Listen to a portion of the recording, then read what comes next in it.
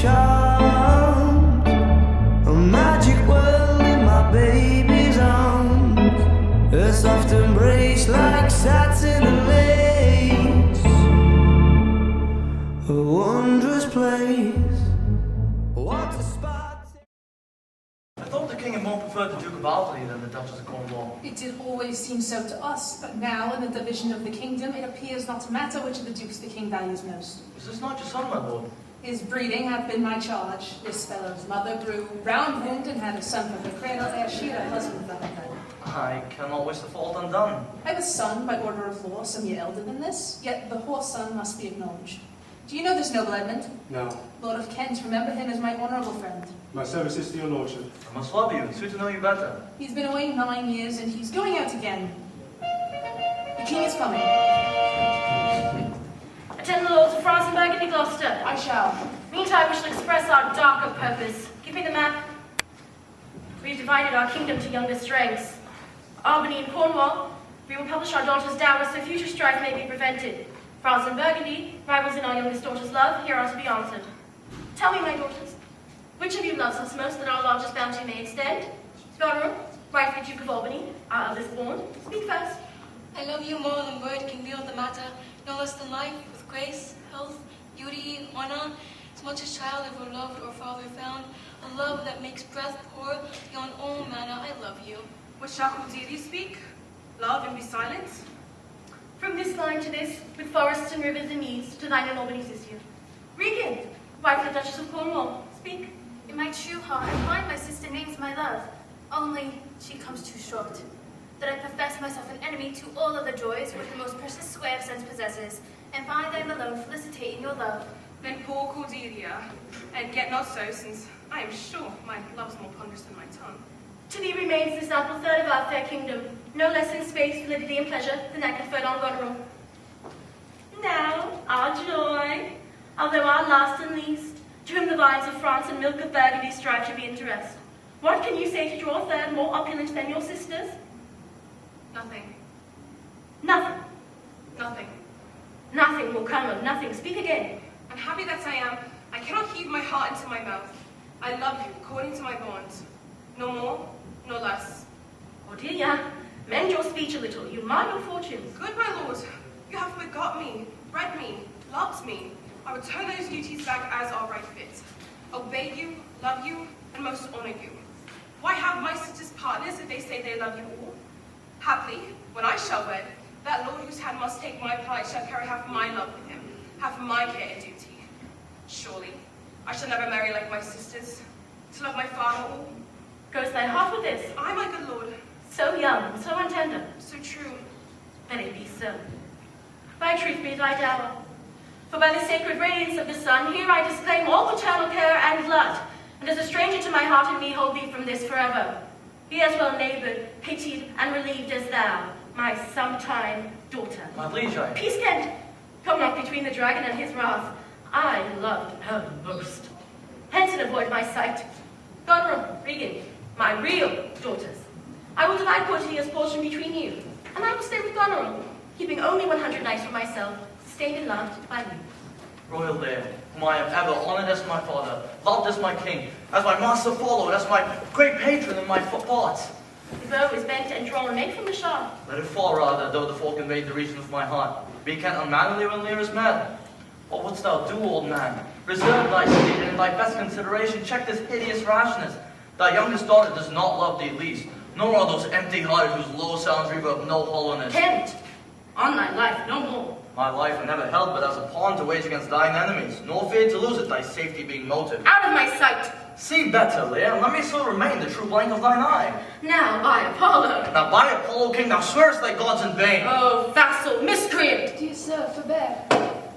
Kill thy physician, pain and foul disease. Revoke thy gift, and until my throat runs dry, I'll tell thee thou dost evil. Hear me, recreant.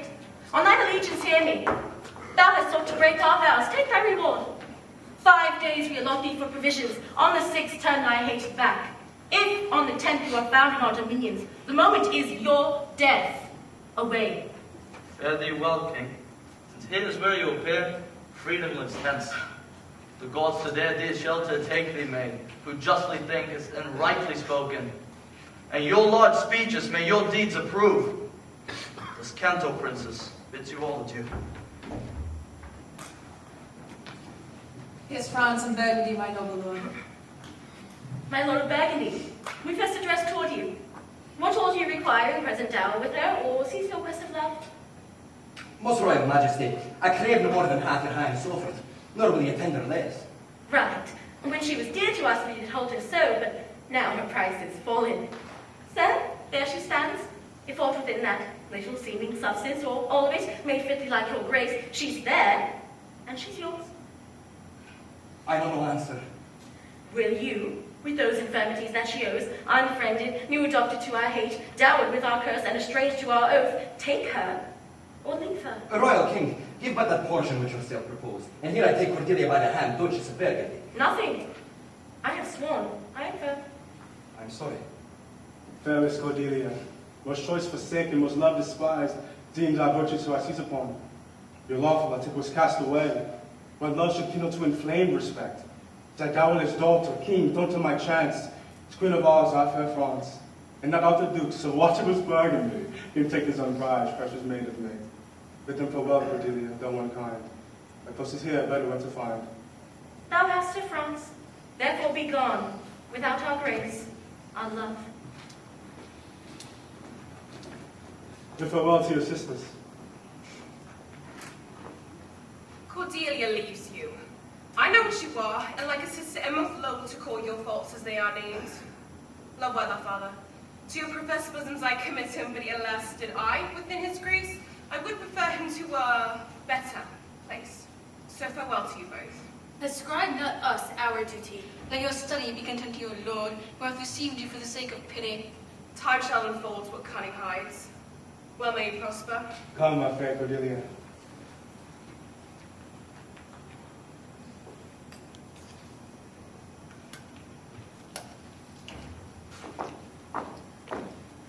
Sister, it is not little I have to say who most nearly appertains to us both. I think our father will hence tonight. That's most certain. And with you, next month with us. He always loved our sister most, and with poor judgment he cast her off. It's the infirmity of his age. Yet he hath ever bessenderly known himself. The best of his time hath been lost. It must we look him as age to receive not only perfection of noble grafted condition, but to the unruly waywardness that infamy sprang with them. Such unconstant stars are we likely to have from him, as his pretence banishment. There is still the King of France's farewell ceremony. Pray you, let's sit together. If our father carry authority with such dispositions as he bears, this lesser I know will not offend us. We shall think further of it. We must do something, and alleviate.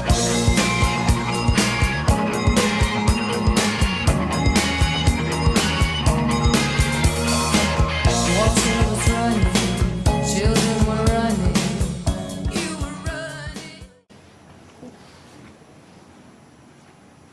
Thou nature art my goddess, to thy law my services are bound. Wherefore should I stand in the plague of custom? Why bastard? Why brand they us? Baseness, bastardy.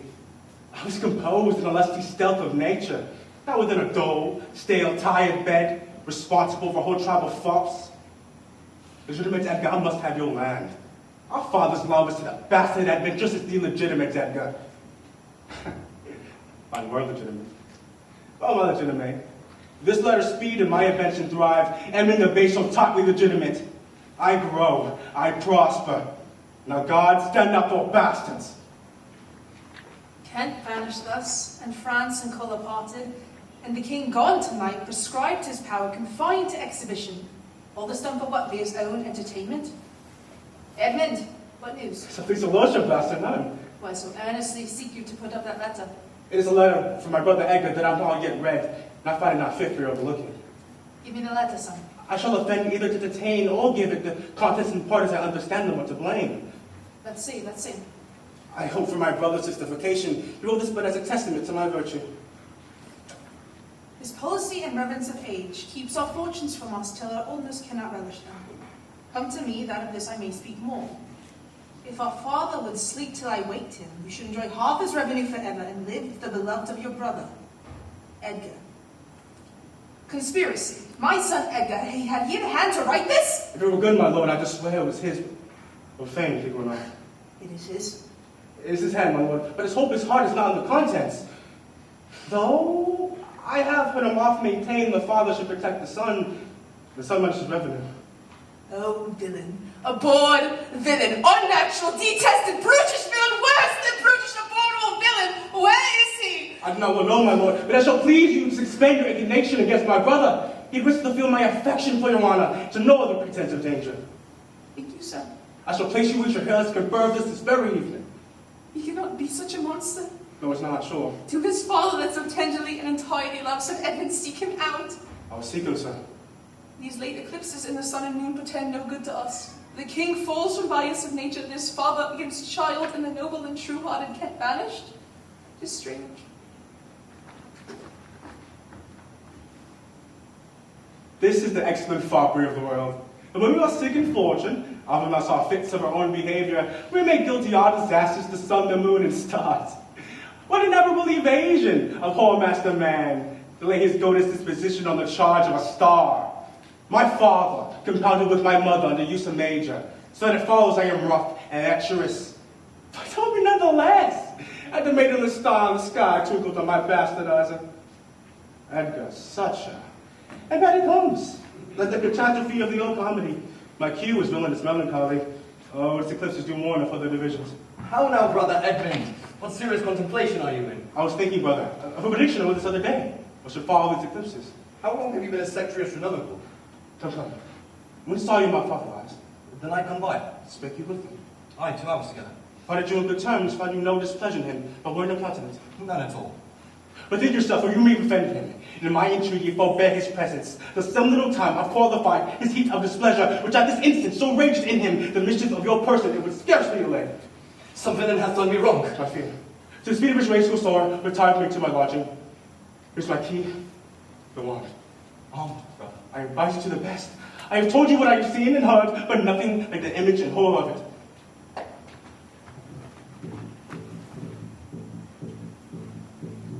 He suspects none. On whose fullest honesty my practices ride easy. Now I see the business. Let me, if not by birth, of lands by wit, also pay me that I can fashion fit.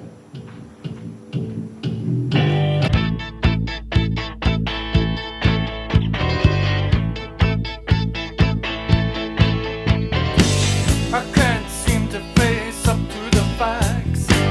I'm tense and nervous and I can't relax. I can't sleep cause my bed's on fire. Don't touch me, I'm a real live wire. Psycho killer. Did my father strike my servant for chiding of his fall? Aye, madam. By day and night he wrongs me. I'll endure it no longer. He returns from hunting. I will not speak with him. Say I'm sick. He's coming, madam. I hear him. Oswald, neglect the king as much as you please, you and your fellows. If he distaste it, let him to Regan, whose company I doubt he will enjoy any more than mine. Now, by my life, remember what I have said. Well, madam. Let us knights of Coda looks among you. What goes of it, no matter. Advise your fellows, sir. I wait straight to my sister to hold my very course. Prepare for dinner.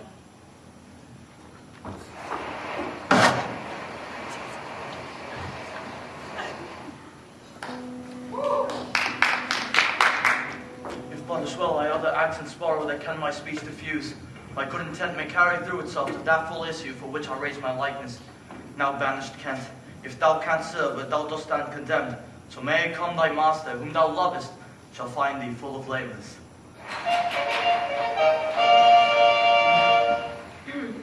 Let me not stay, George, for dinner. Go get me ready. How now? What art thou? A man, sir. What wouldst thou with us? To serve him truly, that will put me in trust. To love him that is honest. To converse with him that is wise and says little. To fear judgment, to fight when I cannot choose, and to eat no fish. But what art thou? A very honest fellow, and as poor as the king. What wouldst thou with us? Service. Who wouldst thou serve? You? Dost thou know me then? No, sir, but you have that in your countenance which I will fain call master. What's that? Authority. What services constitute? I can keep honest counsel, ride, run, tell a curious tale, and deliver a plain message bluntly. And the best of me is diligence. Thou name? Caius, good lord. How old art thou? Not so young, sir, to love a woman for singing, nor so old to don't honor for anything. If I like thee no worse after dinner, thou wilt serve me. I'll not part from thee yet. Dinner! Ho, dinner! Where's my knave? My fool? Go you and call my fool hither. And you, where's my daughter? So please you. Wait, what's the fellow there? Could you call the bonehead back? Where's my fool? Oh, I think the world's asleep. How now? Where's that mongrel? He says, my lord, your daughter is not well. Why came the slave not back to me when I called him? Sir, he answered me in the roundest manner. He would not. He would not. My lord, I know not what the matter is, but to my judgment, your highness Goneril is not entertained by that ceremonious affection you demanded. I beseech you pardon me, my lord, if I be mistaken. I think your highness wronged. I will look further into it. But where's my fool? I've not seen him this 2 days. Since my young lady is gone into France, sir, the fool hath much pined away. No more of that. I have noted it well. Go you and tell my daughter I speak with her. You, sir. Come you hither, sir. What am I, sir? My lady's father. My lady's father? My lord's name, you whore son, dog, you slave, you cur! I am none of these things, my lord. I beseech your pardon. Do you bandy looks with me, you rascal? I will not be strucken, my lord. Not twit neither, you base football player.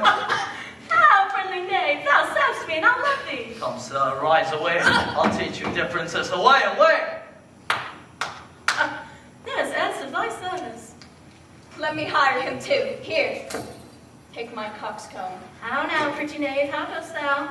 If thou follow him, thou need wear my coxcomb. How now, go bake yourself a coxcomb from your daughters. Take heed, fool. Listen, fellow, I'll teach thee speech. Do.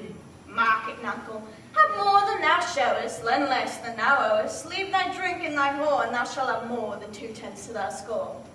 This is nothing, fool. That is like the breath of an unfeed lawyer. You gave me nothing for it. Have you made days of nothing, uncle? No, boy. Nothing can be made of nothing. Prithee, tell him the breath his lack of land comes to. He will not believe a fool. A bitter fool. Don't know the difference, my boy, between a bitter fool and a sweet one. No, my lad. Teach me. That lord that counselled thee to give away their land, come place him here by me. Do thou for him stand, the sweet and bitter fool will presently appear. One in costume here, the other found out there. Dost thou call me fool? Oh, they are the titles thou hast given away that thou wert born with. It's not altogether fool, my lord. Thou had little wit in thy bold crown when thou gavest thy golden one away. I marvel what kin thou and thy daughters are. They'll have me whipped for speaking true, but lying with for holding my peace. Thou have pared thy wit of both sides and left nothing in the middle. Ugh, here comes one of the pairings. How now, daughter? What makes that frown put on? Methinks you are too much of late in the frown. Thou was a pretty fellow, and thou had no need care for him frowning. Even I am better than thou art now. I am fool. Thou art nothing. Oh yes, forsooth. I will bite my tongue though your face with me and you say nothing. He is the shell of a man. I wish you would make use of your good wisdom, sir, whereof I know you are fraught, and put away these dispositions which of late transport you from what you rightly are. May not an ass know when the cart draws the horse? Does any here know me? This is not Lear.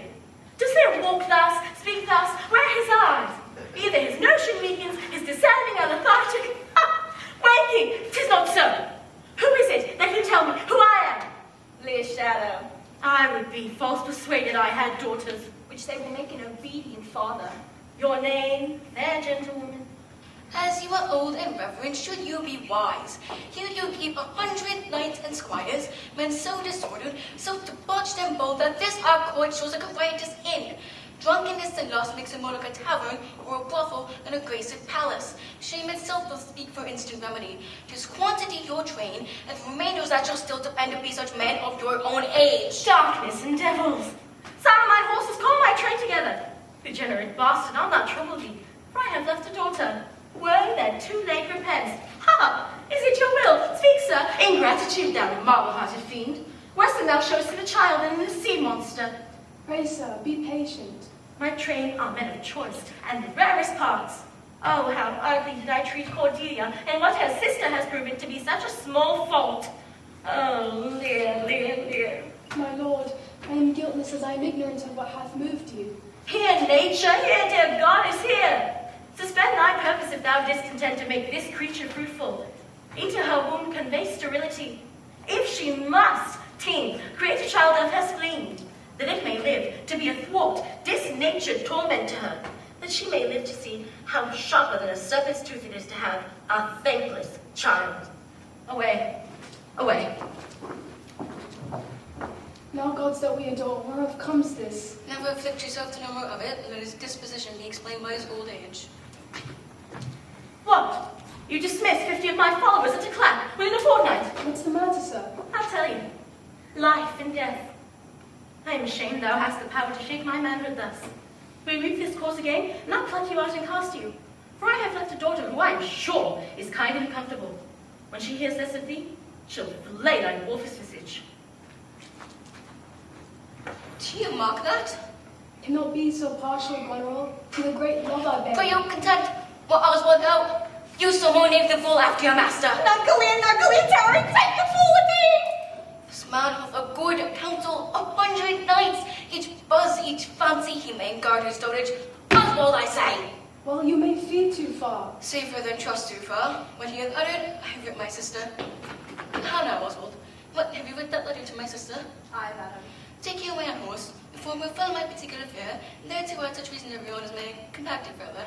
Get you gone, and hasten your return. No, no, my lord, this milky gentleness and course heroes, though condemned, not yet under pardon. You're more tasked for want of wisdom than praise for harmful mildness. How far your eyes may pierce, I cannot tell, striving to better after we marwards well. Nay then. Well, well, the event.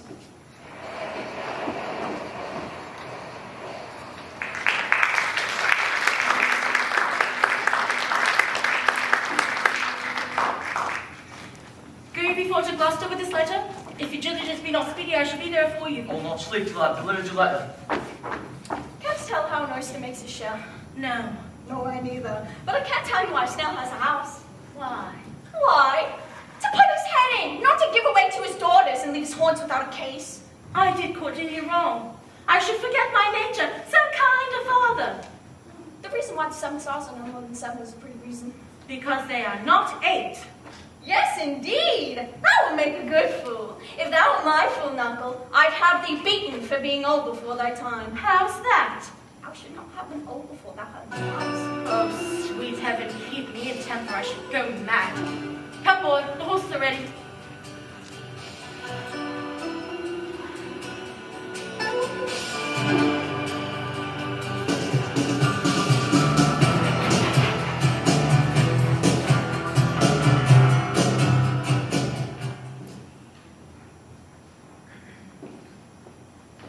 Save the girl. And you, sir, I have noticed that the Duchess of Cornwall and Regan, her lady, will be here this night. How comes that? Nay, I know not. You have heard of the whispered news. Likely wars twixt the Duchess of Cornwall and Duke of Albany. Not a word. You may do, then in time. Very well, sir. The Duchess be here tonight. The better, best, is weaves itself perforce into my business. Brother Wood, descend what I say. Our father watches us to fly this place. Intelligence is given where you are hid. You have now the great advantage of the night. Having nothing said upon his part against the Duke of Albany. Not a word. Our father nears. In cunning, I must draw my sword upon you. Draw. Seem to defend yourself, and put you well. Yield. Step before our father. Light, however. Fly, brother. Some blood drawn on me will beget opinion of my more fierce endeavor.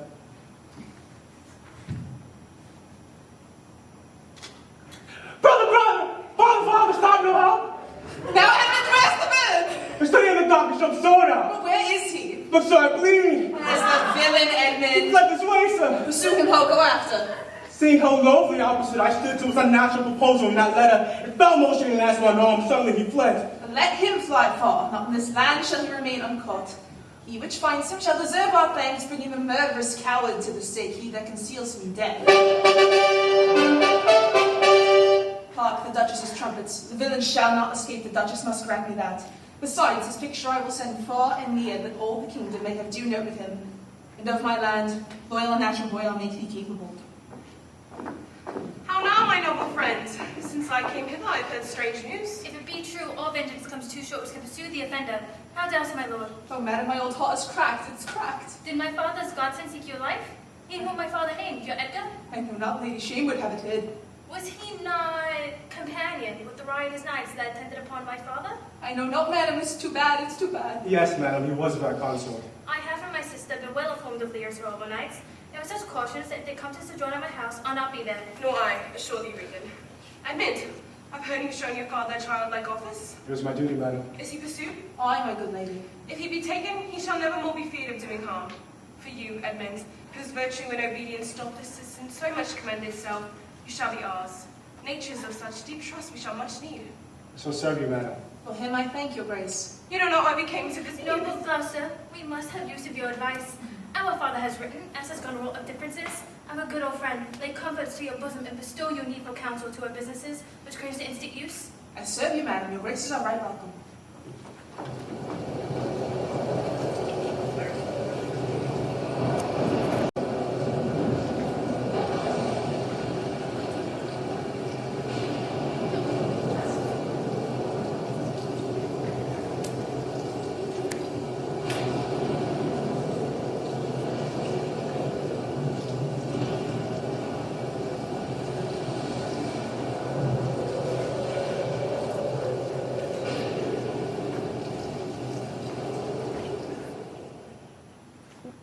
Good dawning to thee, friend.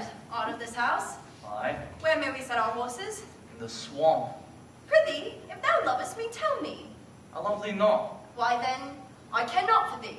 If I had thee in lips very pinful, that would make thee care for me. Why dost thou use me thus? I know thee not. Fellow, I know thee. Ha! What dost thou know me for? A knave! A rascal, an eater of broken meats! A base, proud, shallow, beggarly, free-suited, hunger-bound, guilty-worsted stalking knave! A lily-livered, action-taking whoreson! Glass-gazing, super-serviceable, finical rogue! One drunk inheriting slave! One that must be a bought way of good service, and on nothing but the composition of a knave, beggar, coward, panda, and son and heir of a mongrel bitch! One whom I will beat into clamorous whining if thou deniest the least syllable of thy addition. What a monstrous fellow art thou to rail on one that neither knows of thee nor knows thee! What a brazen-faced varlet art thou to deny thou knowest me! Is it 2 days ago since I tripped up thy heels and beat thee before the king? Try, you rogue! You come a lance against the king, and take vanity the puppet's part against the royalty of a father. I'll so carbonado your shanks! Haste upon your lives! He dies, that strikes again. What is the matter? The messengers from my sister and the king. Speak yet. Hungry or quarrel? I hope to go some breath, my lady. No marvel, you cowardly rascal! Speak, man. This ancient ruffian, my lady, whose life I have spared at the suit of his grey beard. Thou whoreson, that thou unnecessary lover! Boy, you beastly knave, have you no reverence? Yes, madam, but anger hath the privilege. Why art thou angry? That such a slave as this shall wear a sword who wears no honesty. Such smiling rats as these, a plague upon your epileptic visage. Mar you my speeches as I were a fool? What? Art thou mad, old fellow? No contrary is hold more antipathy than I in such a knave. Why dost thou call him knave? What is his fault? His countenance likes me not. No more, perchance. Does mine, nor his, nor hers? Madam, 'tis my occupation to be plain. I have seen better faces in my time than stands on any shoulder that I see before me at this instant. This is some fellow who, having been praised for bluntness, does affect a saucy roughness. He cannot flatter he. These kinds of names I know which in this plainness harbor more craft and more corrupt ends than 20 silly ducking of servants that stretch their duties nicely. Oh, madam, in good faith and sincere verity, under the allowance of your great aspect, whose influence like the wraith of radiant fire on flickering Phoebus' front, whose... What means by this? To go out of my dialect, which you just commend so much. I know, madam, I am no flatterer. He that beguiled you in a plain accent was a plain knave, which for my part I will not be, though I shall win your displeasure to entreat me to it. What was the offense you gave him? I never gave him any. It pleased the king his master very late to strike at me upon his misconstruction when he, compact and flattering his displeasure, tripped me behind. Being down, insulted, railed, and put upon him such deal a man that worthied him, got the praises of the king, for him attempting who was self-subdued, and in the fleshment of this dread exploit drew on me here again. None of these rogues and cowards but Ajax as their fool. Fetch forth the stocks. You stubborn ancient knave, you reverent braggart. We'll teach you. Madam, I am too old to learn. Call not your stocks for me. I serve the king, on whose employment I was sent to you. You shall do small respect, show too bold malice against the grace and person of my master, stalking his messenger. Fetch forth the stocks. As I have a life and honor, there shall you sit till noon. Till noon? Till night, my lady. Why, madam, Night if I were too. your father's dog, you should not use me so. Sir, being his knave, I will. This is a fellow of the self-same color our sister speaks of. Come, bring away the stocks. Let me beseech your grace not to do so. His fault is much, and the good king, his master, will check him for it. It is with the stocks that our most common trespasses are punished with. The king must take it ill that he so slightly valued in his messenger should have him thus restrained. I'll answer to that. My sister may receive a much worse and have a gentleman abused, assaulted for following her affairs, put in his legs. Come, my good lord, away.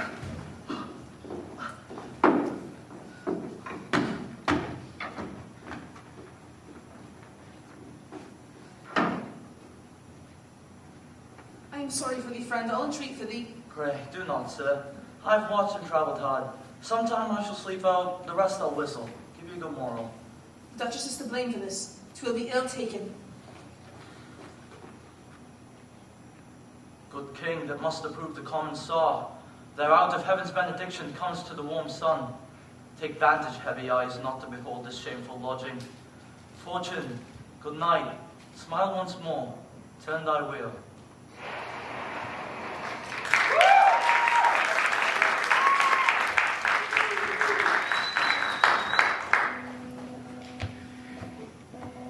I've heard myself proclaimed, and by the happy hollow of a tree escaped the hunt. No port is free, no place that guard and most unusual vigilance does not attend my taking.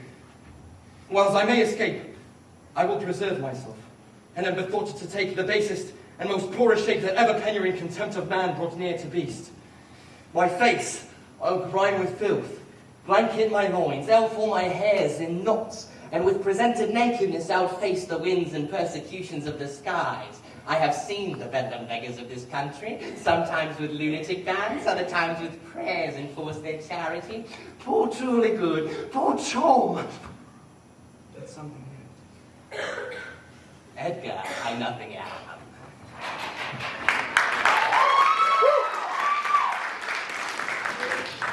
'Tis strange that they should so depart from home and not send back my messenger. Hail to the noble master. Ha! Makes this shame thy pastime. No, my lord. What's he that has sent thee here? It's two she's, my lord, your daughter and her wife. No, Yeah, no, I say. I say yeah. By Jupiter, I swear now. By Juno, I swear I. They could not, would not. 'Tis worse than murder to stick Lear's messenger in the stocks. My lord, when at their home I did commend your highness's letters to them. Ere I nearly did as came there a reeking post, stewed in his haste, half breathless, panting forth from Goneril's mistress' salutations, and meeting here the other messenger, whose welcome I perceived had poisoned mine, being the very fellow which of late displayed so saucily against your highness, having more man than wit about me, drew. He raised the house with loud and coward cries. Your daughter's found this trespass worth the shame which here it suffers. Oh, how this mother swells up towards my heart. Down, down, thy climbing sorrow, thy elements below. Where is this daughter? But the Earl of Gloucester is here within. Follow me not. Stay here. May no more offense of what you speak of. None. How chanced the king comes with so small a number? And thou been setting the stocks for that question, that won't deserve it. Why, fool? That sir which serves to seek for gain and follows but for form, will pack when it begins to rain and leave thee in the storm. But I will tarry, the fool will stay, and let thy wise man fly. The knave turns fool that runs away. The fool's no knave, but I. Where learned you this, fool? Not in the stocks, fool. Deny to speak with me. They are sick, they are weary, they have travelled all the night. Mere fetches, images of revolted, and fly not. Go fetch me a better answer. My dear lord, you know the fiery quality of the Duchess how unremovable and fixed she is in her own course. Vengeance, plague, death, confusion, fiery. What quality, why, Gloucester? Gloucester, I speak with the Duchess of Cornwall and her wife. Well, my good lord, I've informed Inform them. Dost thou understand me, man? I, my dear lord. The king would speak with Cornwall. The good king, with his daughter speak commands, tends service. Are they informed of this? My breath and blood. The fiery Duchess. Well, why don't you tell the hot Duchess that... No. Maybe she's not well. We are not herself, and nature commands the mind to suffer with the body. I'll forbear. Death on my state! Wherefore should he sit here? Bring me my servant for. Go you and tell Cornwall I'd speak with them. Now, presently, we're at the chamber door. I'll bang the drum till the cry sleep to death. I would have all well betwixt you.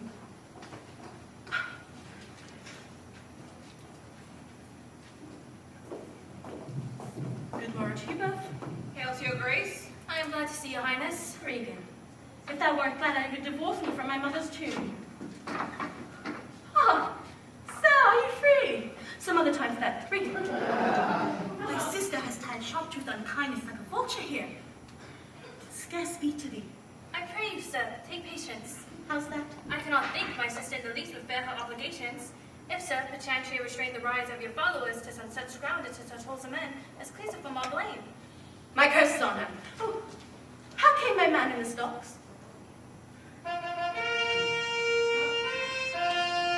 What trump is that?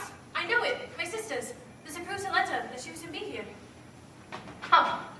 This is a slave whose easy-borrowed pride dwells in the fickle grace of her he follows. Outfaulted from my sight. What means your grace? Who stopped my servant? Regan, I have good hopes thou did not know on it. Ha! Are you not ashamed to look upon this beard?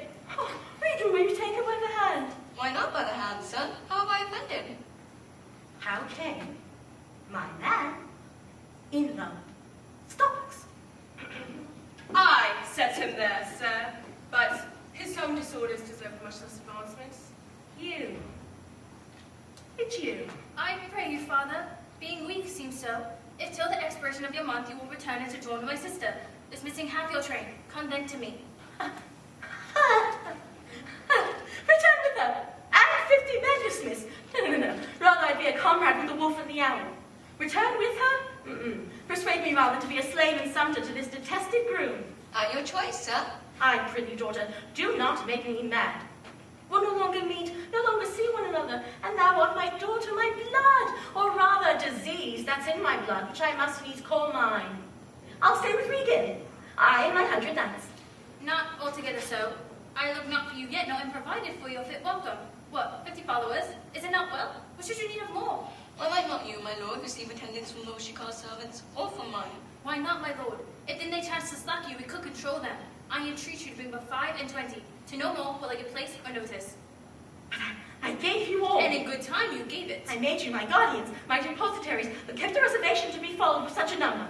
What? Must I bring 5 and 20 Regans, said you so? And speak it again, my lord. No more with me. Those wicked creatures yet do look well favoured when others are more wicked. Thy 58 doth double 5 and 20, and yet thou art twice her love. Hear me, my lord. What need you 5 and 20, 10 or 5, to follow in a house where twice so many have a command to tend you? What need 1? Reason, not the need. Give me patience, patience I need. You unnatural hag, I will have such revenges on you both that all the world shall. I will do such things that what they are I know not, but they will be the terrors of the earth. You think I'll weep? I'll not weep. I'll break into 1,000 floors or I'll weep. I should go mad. Let us withdraw. 'Twill be a storm. This house is little. The old man and his people cannot be well bestowed. 'Tis his own blame hath put himself in rest, and must needs taste his folly. For his particular, I'll receive him gladly, but not 1 follower. The king is in high rage. Whither is he going? He calls to horse, but will I know not whither. 'Tis best to give him way. He leads himself. My lord, entreat him by no means to stay. Alack, the night comes on, and the high winds do sorely ruffle. For many miles about there's scarce a bush. Oh, sir, stubborn men. The injuries that themselves procure must be those schoolmasters. 'Tis a wild night. Come out the storm.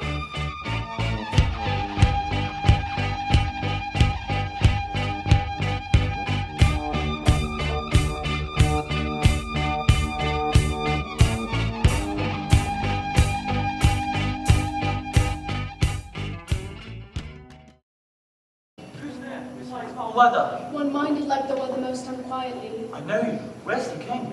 contending with the fretful elements, the to and fro conflicting wind and rain. But who is with him? None but the fool, who labours to adjust his heart-struck injuries. Sir, I do know you, and thereupon the want of my note commend a dear thing to you. There is division twixt Albany and Cornwall, who have servants who are to France as spies of our state. Make his speed to Dover. Make him just report to Queen Cordelia of how unnatural and be mad that the king has become. I will talk further with you. No, do not. Open this purse and take what it contains. When you see Cordelia, show her this ring, and she will tell you who that fellow is that yet she does not know. I'll fire on this storm. I shall go seek out the king. Have you no more to say? Few words, but to effect more than all yet. That when we have found the king, in which your pain outweigh out this, he that first lights on him, follow the other.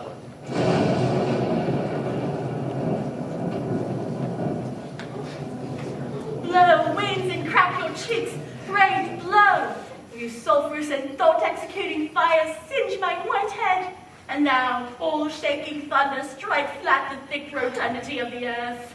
Good uncle, in. Ask thy daughter's blessing. This is a night that pities neither wise man nor fool. No rain, wind, thunder, fire are my daughters. I tax not you, you elements, with unkindness. I never gave you kingdom, called you my children, let fall your horrible pleasure. Here I stand before you a slave, a poor, infirm, weak, despised old man. He that has a house to put his head in has a good headpiece. Who's there? That's a wise man and a fool. Alas, sir, are you here? Since I was mad, such groans of roaring wind and rain I never remember to have heard. Let the great gods that keep this dreadful putter over our head find out their enemies now. I am a man more sinned against than sinning. Gracious my lord, hard by here is a cave. Repose you there while I return to this house and force your daughter's scant courtesy. My wits begin to turn. How does my boy out cold? I'm cold myself. Oh, poor fool and knave. There's a part of my heart that's sorry yet for thee.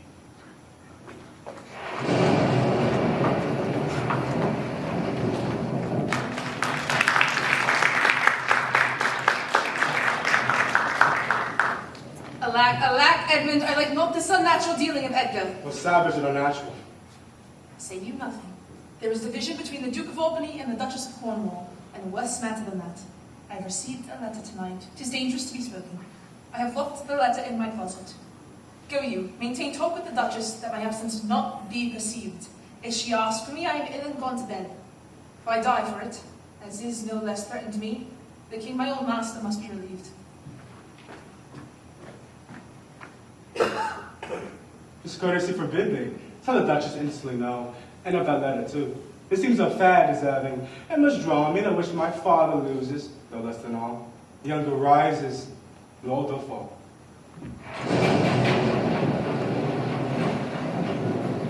Here's the place, my lord. Come, my lord, enter. The tyranny of the open night's too rough for nature to endure. Let me alone. Come, my lord, enter here. You'll break my heart. I had rather break my own. Come, my lord, please enter. No, you go first. You did, boy, go first. I'll pray and then I'll sleep. Take physic, pomp.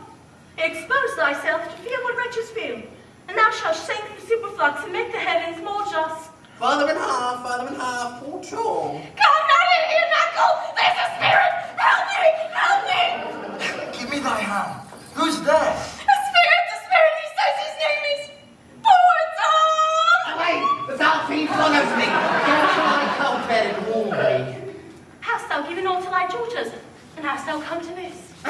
Who gives anything to poor Tom, whom the foul fiend hath led through fire and through flame, through food and whirlpool, over brook and quagmire, hath laid knives under his pillow and halters in his pew, sent Ratsbane by his porridge, made him proud of heart to ride on a bay, trotted horse on the 4-inch bridges to cause his own shadow for a traitor. Bless thy 5 wits, Tom the cold.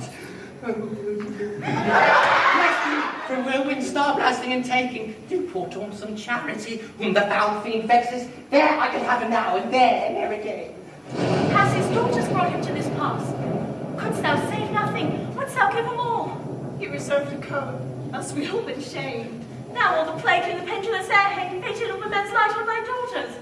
He hath no daughters, sir. Death, traitor! Nothing could have subdued man to such a lowliness but his unkind daughters. Billycock said, don't Billycock kill.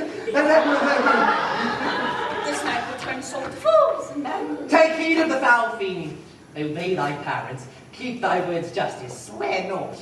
Commit not with man's sworn spouse. Send not thy sweetheart on proud array, who taunts the cold. But what hast thou been? A servant, proud and hard in mind, that curled my head, wore gloves on my cap, served the lust of my mistress's heart, and did the act of darkness. Wrote him the sweet things of heaven. Still through the hawthorn blows the cold wind, says some man nonny. Dolphin, my boy, Dolphin, says I, and him come by. Thou wert better off in a grave than to answer with thine uncovered body this extremity of the skies. This man no more than this. Unaccommodated man is nothing but such a poor, bare, forked animal as thou art. Often lending Pray not to be contented. Naughty night. Oh, look. Here comes a walking flyer. This is the foul fiend, Flibbertigibbet. He begins at curfew and walks till the first cork and hurts the poor creatures of there. How fares your grace? What's he? Who's there? What's it you seek? What are you there? Your names? Poor Tom that eats the swimming frog, eats cow dung for salads, who is whipped, stopped, punished, and imprisoned. Beware my follower, peace, Malcolm, peace, thou fiend. What, hath your grace no better company? The Prince of Darkness is a gentleman. Modoc he's called and Mayhew. Our flesh and blood, my lord, has grown so vile that it doth hates what gets it. Tom's a cold. I ventured to come seek you out and bring you to where both fire and food is ready. First, let me talk with this philosopher. What is the cause of thunder? Canst thou blame him? His daughters seek his death. Ah, that good Kent, he said it would be thus, poor banished man. Thou sayest the king grows mad. I'll tell thee, friend, I am almost mad myself. I had a son, now outlawed from my blood. He sought my life, but lately very late. I loved him, friend, no father his son dearer. True to tell thee, the grief hath crazed my wits. Oh, what a night's this! I do beseech your grace. Oh, cry your mercy, sir. Your company, noble philosopher. And Tom's a cold. In Belve, into the cave, keep you warm. Come, good Athenian. No words, hush. The child rode into the dark tower came. His word was still fire, flow, and fun. I smell the blood of a British man.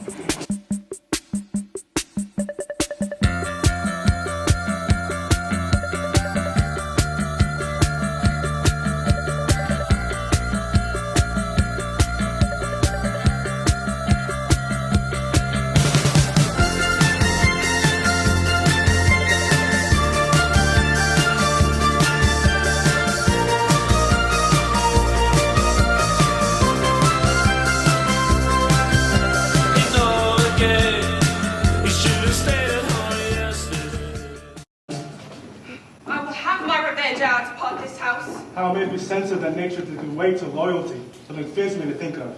I now perceive it was not altogether your brother's evil suspicion that made him seek his death, but rather a provoking merit set at work by reprobable badness in himself. How malicious is my fortune that I must repent to be just. This is the letter he spoke of, which approves him an intelligent party to France. Oh heavens, if this treaty were not, do not I the detector? Go with me to the Duke. Madam's people be certain you have mighty business in your hands. True or false? I have made thee Earl of Gloucester. Seek out where thy father is, that he may be ready for apprehension. If I find my father comforting the king, it will stuff his suspicion more fully. I will preserve in my post of loyalty, though the conflict be sore between that and my blood. I will lay trust upon thee, and thou shalt find dear parents in my love.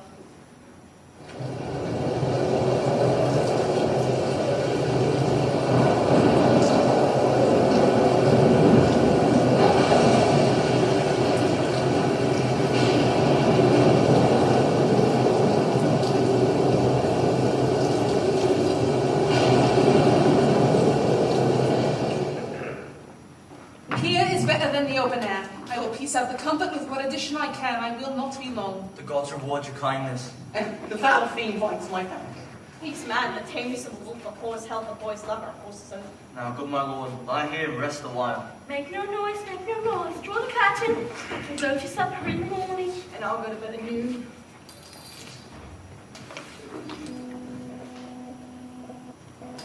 Come hither, friend. Where is the king, my master? Yes, sir, but trouble him not. His wits are gone. Good friend, I prithee, take him in thy arms. I have overheard a plot of death upon him. Take the good lord and drive to a Dover friend, where thou shalt meet both welcome and protection. Take up thy master.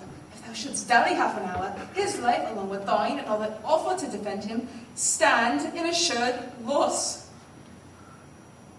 Take up, and follow me, that will to some provision give thee quick conduct. Come, help to bear thy master. Thou must not stay behind. Come away.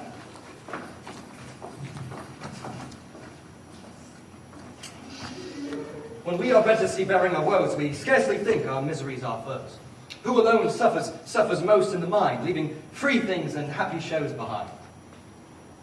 What more shall hap tonight, save escape the king?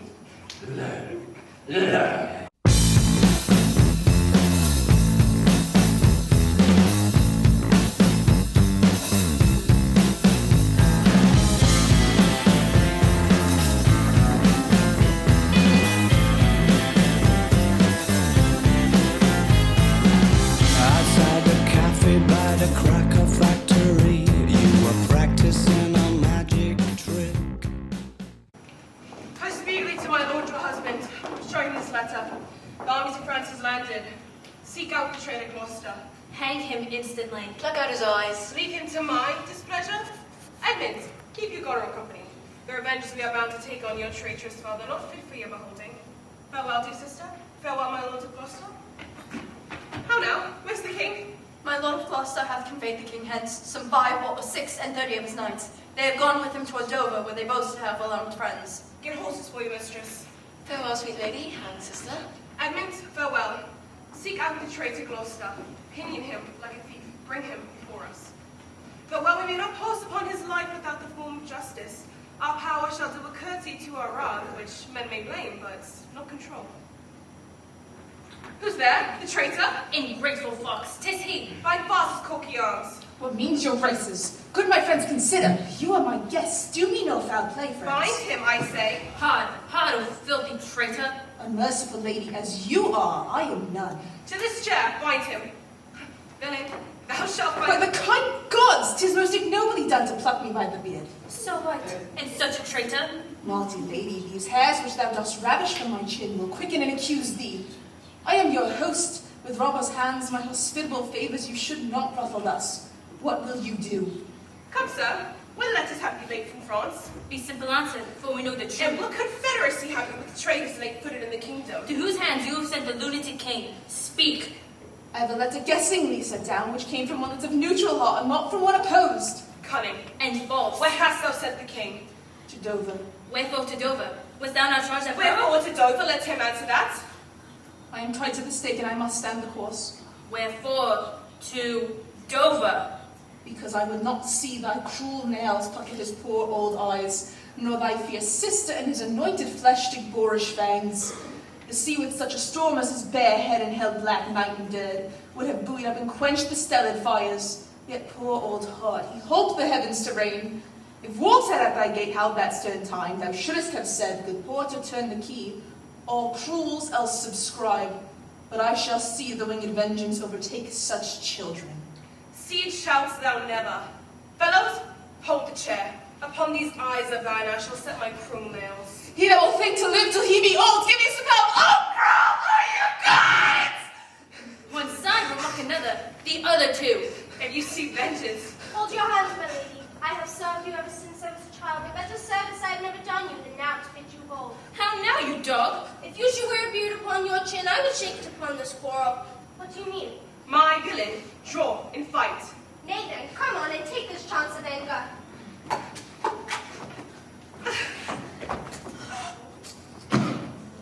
Oh, I'm slain. Master, you have one eye left to see some mischief upon him.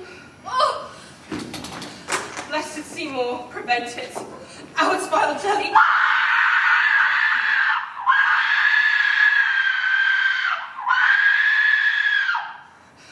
Where is thy luster now? Oh, dark and coupleless, where's my son Edmund? Edmund, and kindle all the sparks of nature to quit this horrid act. Out, treacherous villain! Thou callest him that hates thee? It was Edmund that made the overture of thy treasons to us, who's too good to pity thee. Oh, my follies, then Edgar was abused. Kind gods, forgive me that and prosper him. Go thrust him out the gates, and let him smell his way to Dover. How is it, my lady? How look you? I have received a hurt. Follow me, lady. Turn out that eyeless villain. Throw this slave upon the dunghill. Regan, I bleed apace. Until me comes his hurt, so give me your arm. My lady! My lady! Regan!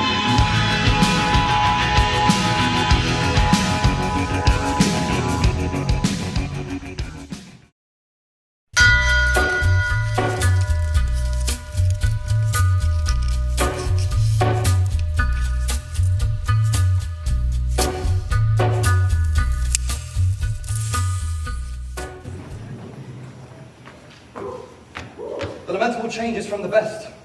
The worst returns to laughter. Welcome then, thou unsubstantial air that I embrace. The wretch that thou hast blown into the worst owes nothing to thy blast.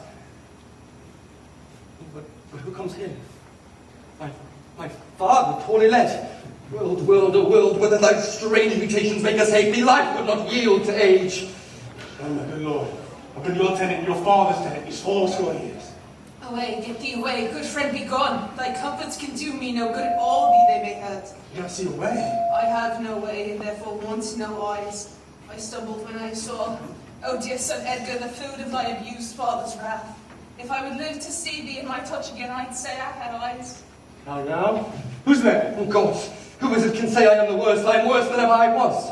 Ah, just poor mad Tom. And the worst I may be yet. The worst is not so long as we can say this is the worst. Father, what goes? Is it a beggar man? That man a beggar too. He has some reason, else he could not beg. In the last night's storm I such a fellow saw, which made me think a man a worm. My son came then into mind, and yet my mind was then scarce friends with him. How shall this be? Bad is the trait that must play full to sorrow, angering itself in its others. Bless thee, master. Is that the naked fellow? Aye, sir.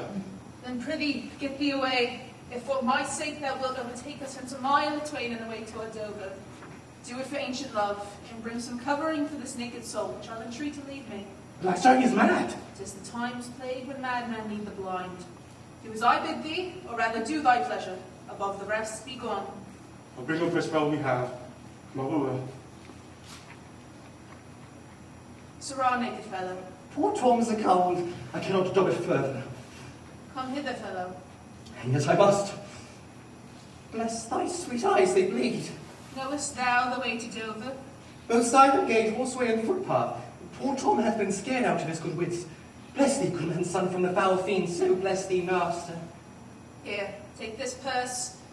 Thou whom the heavens' plagues have humbled to all strokes, dost thou know Dover? Aye, master. There is a cliff whose high and bending head looks fearfully in the confined deep. Bring me but to the very brim of it, and I'll repair the misery thou dost bear with something rich about me.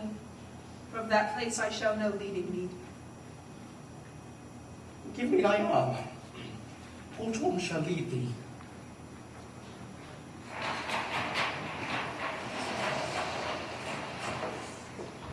Welcome, my lord. Marvel on Mount Husband not met us on the way. Madam, never man so changed. I told him of the army that was landed. He smiled at it. I told him you were coming. His response was the worst. Of Gloucester's treachery and of the loyal service of his son. When I informed him, then he called me sot and told me I had turned the wrong side out. What most he should dislike seems pleasant to him. What like offensive. And shall you go no further? Back and mentor my sister, and exchange names at home and give the distaff in my husband's hands. Well, miss. It's past speech. Fairly well. Yours in the race of death. My most dear Edmund, oh, the difference of man and man. To thee, a woman's services are due.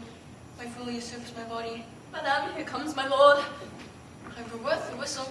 Oh, Goneril, you are not worth the dust which the rude wind blows in your face. I fear your disposition. She that herself will sliver and disbranch from her material sap perforce must wither and come to deadly use.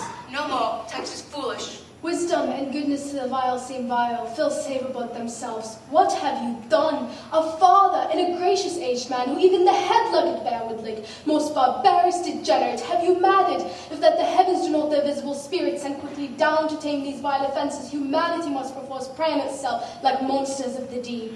Milk-livered man that bears the cheek for blows a head for wrongs, was not my brow when I discerning thine honour from my suffering. Thou not knowest full still its villains pity who are punished, ere they have done that mischief. Where's thy drum? France spreads in our noiseless land, thy state begins to fret. Was thou a moral fool, as it still cries, alack, why does he so? See thyself, devil! Proper deformity shows not in the fiend so horrid as in woman. O vain fool! Want my fitness to let these hands obey my blood, they are apt enough to tear thy flesh and bones, but a woman's shape doth shield thee. What news? Oh, my good lord, the Duchess of Cornwall is dead, slain by her servant, going to take out the other great eye of Gloucester. Gloucester's eyes. A servant that she bred, thrilled with remorse, opposed against the act, bending her sword to a great master. What hope will Gloucester? Lost he his other eye? Both, my lord. This letter, madam, requires a speedy answer. It's from your sister. One way, I like this well. Vegan being widow and my Edmund with her, may all the building and my fancy pluck upon my hateful life. Another way, the news is not returned. I'll read and answer. Where was her son Edmund when they took his eyes? Come with my lady hither. He is not here. No, my good lord. I met him again. Knows he the wickedness? Aye, my good lord. It was Edmund who informed against Gloucester, and left the house on purpose, that our punishment might have a freer course. Gloucester, I live to thank thee for the love thou show'st the king, and to revenge thine eyes. Come hither, friend, tell me what more thou knowest. Why the King of France has so suddenly gone back? Know you no reason? Something he left imperfect in the state that his return was most required and necessary. Who had he left behind in general? The Marshal of France knows truly far. Did you let us pierce the Queen to any demonstration of grief? Aye, sir, she took them, read them in my presence, and every now and then an ample tear trilled down her delicate cheek. Oh, then it moved her. Not to rage, patience and sorrow strove who should express her goodness. Made she no verbal question. Once or twice she heaved the name, fathers, cried, sisters, shame and blame, these kept fathers, sisters, what in the night and the storm, let pain not be believed. Then she shook the holy water from her heavenly eyes and clamor moistened. Then she left to deal with grief alone. It is the stars above us go on all conditions. You spoke not with her since. No. Was this before the king returned? No, since. Well, sir, the poor distressed Lear is in the town, who sometime in his better tune remembers what we are come about, and by no means will yield to see his daughter. Why, good sir? Sovereign shame so elbows him. His own unkindness detains him from Cordelia. Alack, poor gentleman. Of Albany's and Cornwall's powers you heard not? 'Tis so, they are afoot. Well, sir, I'll bring you to our master Lear and leave you to attend him. Some dear cause will in concealment wrap me up a while. When I am known and right, you shall not grieve lending me this acquaintance. I pray you, go along with me. Alack, 'tis he. Why, he was even met now as mad as the vexed sea, singing aloud, crowns with rank fumiter and furrow weeds, with hardocks, hemlocks, nettles, cuckoo flowers, darnel, and all the idle weeds that grow in our sustaining corn. A century sent forth, search every acre in the high-grown fields and bring him to our eye. What can man's wisdom in restoring his bereaved sense? He that helps him take all my outward worth. His better doctor would be sleep, yet he lacks it. O bless secrets, be aidance and remediate my father's distress. Seek for him, lest his ungoverned rage dissolve the life that wants the means to lead it. News, madam. The British forces are marching upon us. 'Tis known before, our preparation stands in expectations of them. Oh dear father, it is thy business that I go about, therefore great France, my mourning and importunate tears hath pitied. My men invade, not for harm, but for love, dear love, in our aged father's right. Soon may I hear and see him.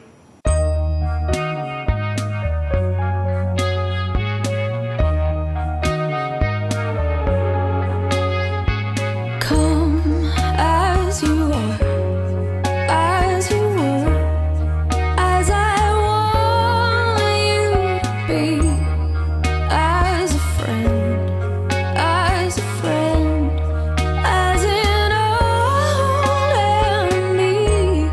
Take your time.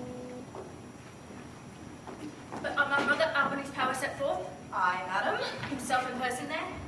With much ado, my lady, your sister is a better soldier. Lord Edmund spake not with your lord at home? No, madam. What might import my sister's letter to him? I know not, lady. Edmund is posted hence on serious matter. It is great ignorance Gloucester's eyes being out to let him live. Where he arrives, he moves hearts against us. Edmund, I think, is gone to dispatch his knight of life. I must after him, madam. My letter. Stay with us. I may not, my lady. Your sister charged my duty in this business. Why should she write to Edmund? I know not what. I love thee much. Let me unseal the letter. Madam, I had rather... I know your lady does not love her husband. I am sure of that. And here, she keeps speaking looks to Edmund. I speak in understanding. I advise you to take this note. My lady is dead. Edmund and I have talked, and more convenient is he for my hand than for Goneril's. When you find him, give him this. And when your mistress hears, tell her to call her wisdom to her. So, fare you well. When shall I come to the top of the hill? You climb up it now. Look how we labour. Methinks the ground is even. Oh, horribly steep. Hark, do you hear the sea? No, truly. Why then your other senses grow imperfect by your eyes' anguish. So may it be indeed. Methinks thy voice is altered, and thou speakest a better phrase and matter than thou didst. You are much deceived. In nothing am I changed but in my garments. Give me thy arm. You are now within the foot of the verge. Bid me farewell. O you mighty gods, this world I do renounce. If Edgar live, oh bless him. Now, fellow, fare thee well. Gone, sir, farewell. Had he been where he fought, by this had folk been past, alive or dead. How are you, sir? Friend, hear ya? Sir, speak. Thus might he pass indeed, yet he revives. What are you, sir? Away and let me die. 10 masts made not the altitude from which thou as perpendicular fell. Thy life's a miracle. But have I fallen or no? From the salmon put through the camp. I have no eyes. Give me thy hand. I give all. So, how's it? Feel your legs just stand. Too well, too well. What was that thing which parted from you? A poor unfortunate beggar. Oh, me thought him a foul fiend. You ever gentle gods, take my breath from me. Let not my worser spirit tempt me again to die before you please. Well, pray, Father. Now, good sir, what are you? A most poor man, made tame by fortune's blows, who, by the art of being known and feeling sorrows, am pregnant with good pity. Give me your hand. I'll lead you to some mine. Hearty thanks, the bounty and the bention of heaven to boot and boot. A proclaimed thrice most happy. That eyeless head of thine was first fain fresh to raise my fortunes. Thou old unhappy traitor, briefly thyself remember, the sword is that must destroy thee. Now let thy friendly hand put enough strength to it. Wherefore, bold peasant, darest thou support the published traitor, lest the infection of his fortune take hold on thee? Let go of his arm. Shall let him go, sir, without further occasion. Let go, slave, or thou diest. Good gentlemen, go your gait and let poor folk pass. She'll be playing the game. Out, dunghill! She'll pick your teeth, sir. Come, no matter for your forms. Slave, thou hast slain me. Bury my body, and take the letters thou found upon me to Edmund, Earl of Gloucester. Seek him out upon the English party, or untimely death. Oh, I know thee well. A serviceable villain, as duteous to the badness of vices as mistresses would desire. What, is he dead? Sit you down, father, rest you.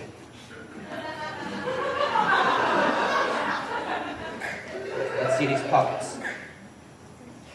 He's dead. I'm only sorry you have no other death's man. Let's see the letters he speaks of. Let our reciprocal vows be remembered, dear Edmund. You have many opportunities to cut him off. If Albany return the conqueror, then I am the prisoner, and his bed my goal. From the loathed warmth whereof deliver mine, and supply the place for your labour. Your life, so I would say, affectionate servant Goneril. O undistinguished space of woman's will! Impose upon her virtuous husband's life, and the exchange my brother. Thee I'll rake up and strike the sight of the death-practised duke. For him 'tis well that of thy death and business I can tell. Better I would distract, so should my thoughts be severed from my griefs and woes lose knowledge of themselves. Give me your hand. I hear the beating drum. Come, father, I'll restore you with a friend.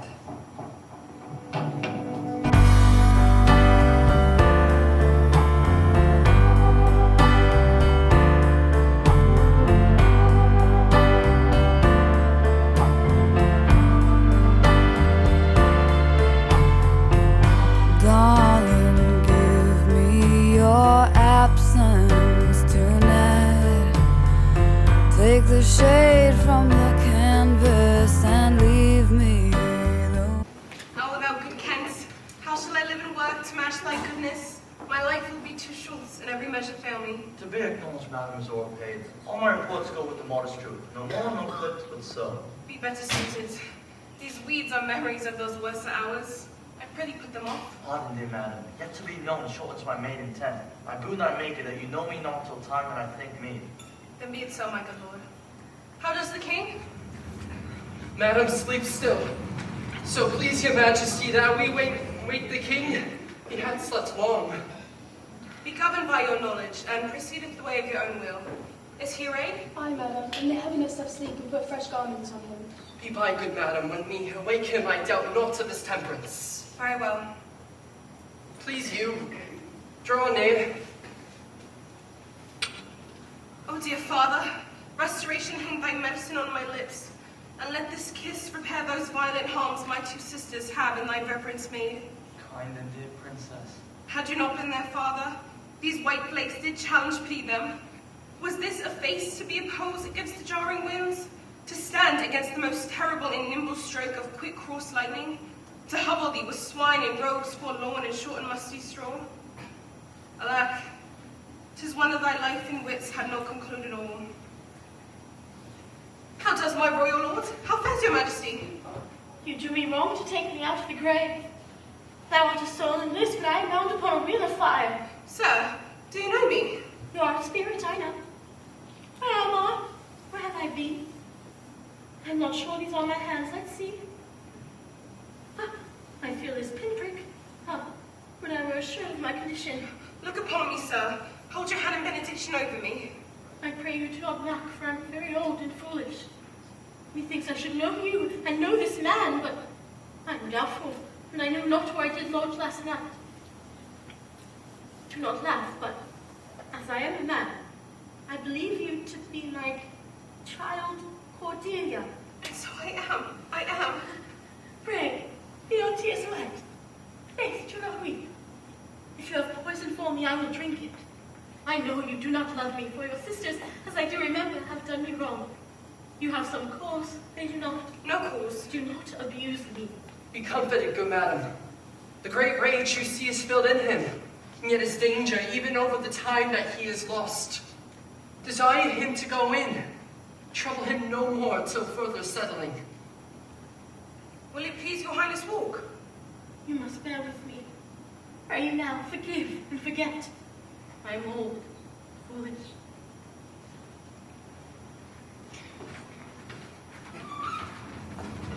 Was it true, sir, that the Duchess of Cornwall was so slain? Most certain, sir. Who's conductor of her people?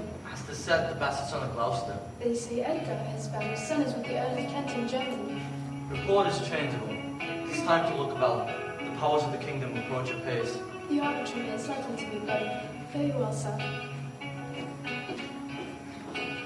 My appointed period will be thoroughly wrought, or well or ill, as this day's battle is fought.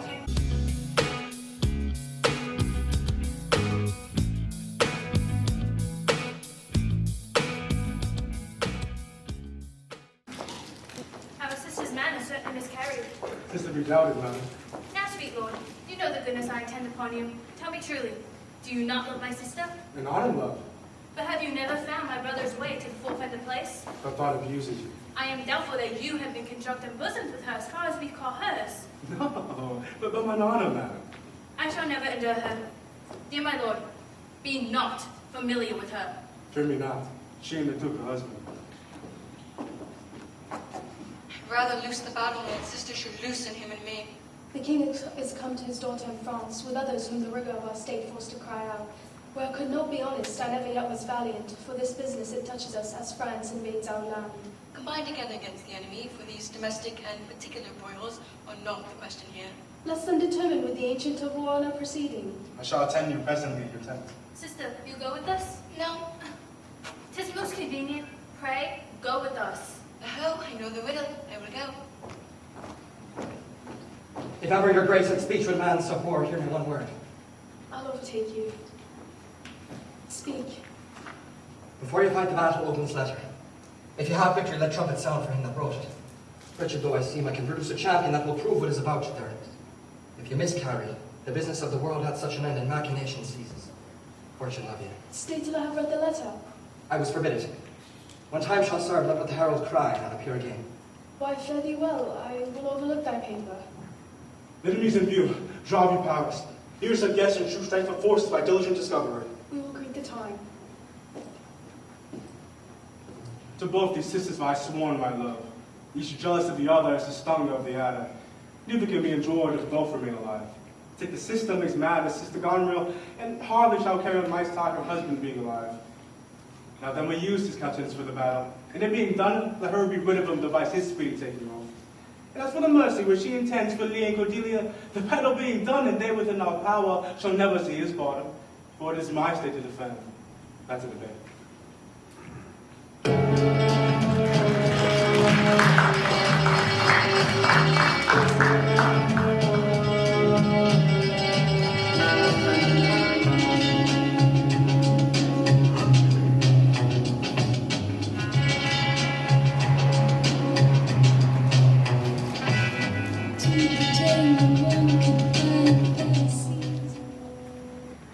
Here, Father. Take the shadow of this tree for your good host. That's it.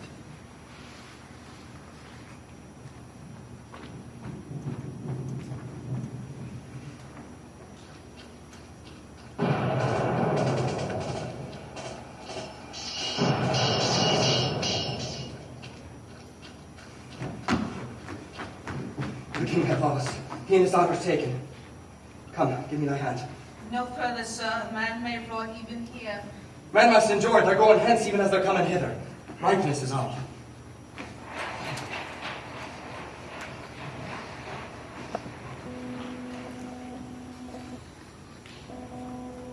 Some officers take them away. Good God, to the greater pleasures must be known without dissent to them. We are not the first who, with the best meaning, have incurred the worst. For the oppressed king, I'm cast down. Myself curse our frown, false fortune's frown. Shall we not see these daughters and these sisters? No, no, no. Come, let's await in prison. We two will sing like birds in the cage. We'll live and pray and sing and tell old tales and hear court rogues talk of court news, and we'll talk with them too. Who loses and who wins, who's in and who's out. We'll take upon the mystery of things as if we were God's spies. Someone take them away. My dearest Cordelia, he who parts us will bring us brine from heaven and fire us hence like foxes. We'll see him start first. Come here, the captain. Take thou this note. Go, Father, in the prison. Must have thy advanced thee. Thou dost as I instruct thee, thou make thy way to noble fortunes. You would say that was it, or thrive by other means. I'll do it, my lord. About it? And right happy when this is done. I cannot draw a cart and reap dried oats. It be man's work. I'll do it. Sir, you have showed today that your valiant strain and fortune led you well. You have the captives who were the opposites of this day's strife. I do require them of you, so to use them as we shall find their merit and our safety may equally determine. So I thought it fit to send an old and miserable king to some pretension and appointed God, who says our charms in it, whose title moved to pluck the common bosom with the side. With him I said the queen. The question of Cordelia and her father requires a fitter place. Sir, by your patience I hold you but a subject of this war, not as a brother. Methinks our pleasures might have been demanded ere you spoke so far. He led our powers, or the commission of my place in person, the which immediately will stand up and call itself your brother. In his own grace he doth exalt himself more than in your edition. In my rights, by me invested, he compeers the best. That I that told you so did but as it. Lady, I am not well, else I should answer from a full-flowing stomach. Take down my soldiers, prisoners, patrimony. Dispose of them, of me. Mean you to enjoy him? The let alone lies not in your goodwill. No, in thine, Lord. Half-blooded fellow, yes. Let the drum strike and prove my title thine. Edmund, I arrest thee on capital treason, and in thine attaint this gilded serpent for your claim, fair sister. I bear it in the interest of my wife. Thou art Aunt Gloucester. Let the trumpet sound, if none appear to prove upon thy person thy treasons. There is my pledge. Sick, oh sick! If we get not sick, on the richest medicine. You are not well. Convey you to my tent. Here's my exchange. What in the world he is that names me traitor, feeling like he lies. I'll maintain my tooth and arm firmly. A herald, ho! Let the trumpet sound and read out this. If any man of quality or degree will maintain upon Edmund that he is a manifold traitor, let him appear by the third sound of the trumpet. Again. Again.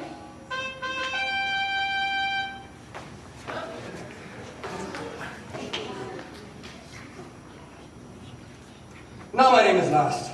My treasons truth bear down and canker it. Yet am I noble as the adversary I come to call. Draw thy sword. Here is mine. Behold, it is the privilege of mine honours, my oaths, and my professions. Thou art a traitor. False to thy gods, thy brother, thy father. Sayest thou no, this sword, this arm, and my best spirits are bent upon to prove upon thy heart whereto I speak thou liest. Back to the head I toss these treasons. The sword of mine shall give them instant way, but they shall rest forever.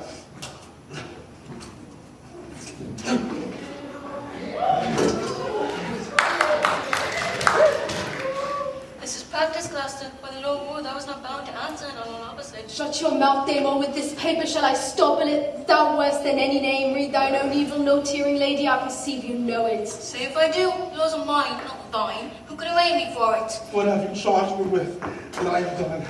And more, much more. What art thou that hast this fortune on me? Though no, I do forgive thee. Let's exchange charity. I am no less in blood than thou art, Edmund. My name is Edgar, and thy father's son. The courts are just, and of our pleasant vices make instruments to plague us. The dark and vicious place where he got close to his eyes. Wheels come full circle. If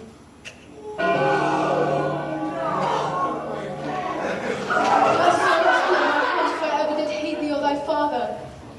Met I my father with his bleeding rings, their precious stones and laws, became his guide. Never revealed myself until some half hour passed when I was armed. I asked his blessing, and from first and last told him of our pilgrimage.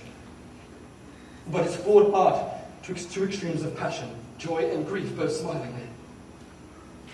Whilst I was big and clever, came there in a man who, having seen me in my worst estate, shunned my poor society, and seemingly so endured his grief grew puissant. But who was this? Kent, sir, who in disguise followed his enemy king and did him service improper for a slave. What means this bloody knife? It came from the heart. Oh, she's dead. Who dead? Speak, man. Your lady, Sir Godwell, your lady, and by her ring it is poison. She confesses it. I was contracted to them both. All three now marry in an instant. This judgment of the heavens that makes us tremble touches us not with pity. Speak, Edmund. Where's the king and Cordelia? I passed for life. Some good I think to do despite of my own nature. Quickly sent to the castle, where I demanded the life of Lee and Cordelia. They said in time. Take my sword, give it to captain. You have commission from my wife and me to hang Cordelia in the prison, to lay the blame upon her own despair. That she shall take herself. Oh, you are feathered stones! She's gone forever! Lend me a looking glass, that if her breath made me still stay the stone the feather stirs, she lives. If it be so, it's a chance to redeem all the sorrows that ever I felt.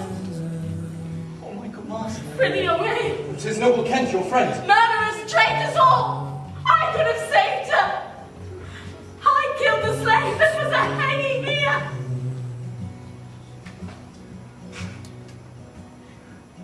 Who are you?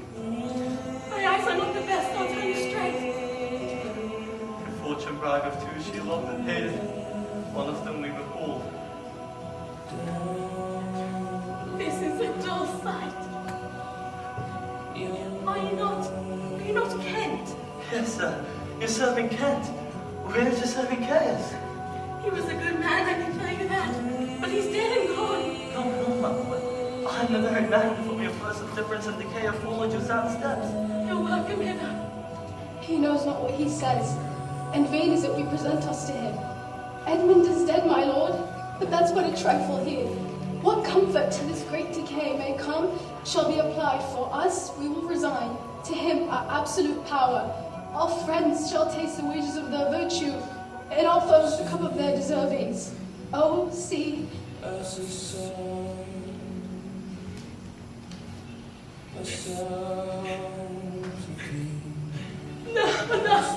No life! Why should a dog, a horse, a rat have life and thou no breath at all? Thou wilt come no more. Never, never, never, never. Look, sir! He faints, why not? Help! I say help!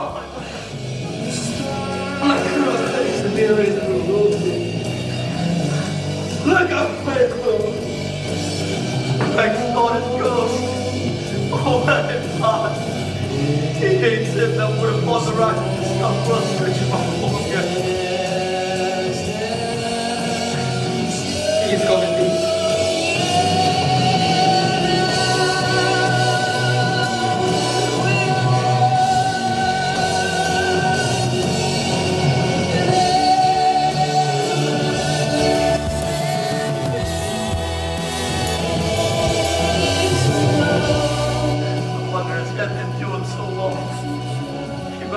His life. Better from hence. Our present business is general law. Friends of my soul, you twain rule in this realm, and the Lord stays sustained. I have a journey, sir. Shortly to go. My master calls me. I must not say no. The weight of this sad time we must obey. Speak what we feel, not what we ought to say. The oldest hath borne most. We that are young shall never see so much, nor live so long.